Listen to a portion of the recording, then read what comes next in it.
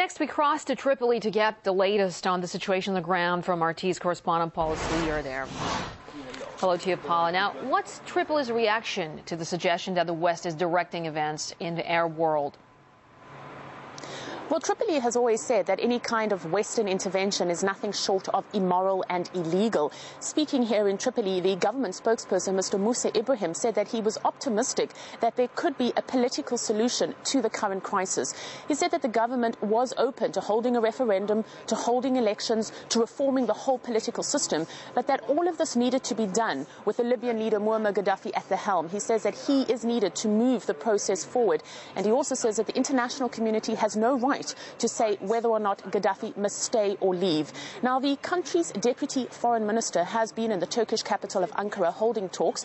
We reportedly understand that there is a deal on the table that would possibly involve the two sons of Gaddafi overseeing a transition to constitutional democracy. But all of that is reports. We have no confirmation of that from Tripoli per se. The problem is that the opposition, as well as many in the international community, would simply not accept a settlement deal that would still see Gaddafi and members of his family involved in the leadership of this country. The Italians are now the latest to join the party after the French and the Qataris to say that they officially recognize the opposition as the legitimate voice of this country, and Tripoli has regretted this decision. We're also hearing from the British that should any members of the Libyan government enter the UK and publicly denounce their loyalty to Muammar Gaddafi, Britain will lift travel bans against them. Well, Paula, what is the situation on the front line this morning?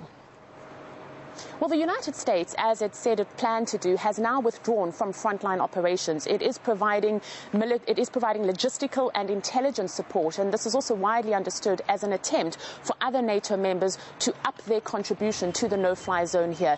The British Prime Minister David Cameron has said that he is deploying more Tornado jets to Libya. He has also said that the Libyan leader is increasingly stressed and increasingly looking for a way out of this whole situation.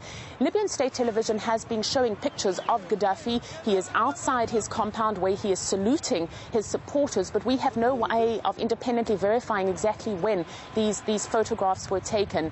But certainly here in Tripoli, there is a sense of increasing frustration, and the first time we are hearing members of the public beginning to speak about the possible downfall of Gaddafi, and this is largely triggered by the shortages of fuel and the long queues outside shops where people are simply trying to buy the basic food items.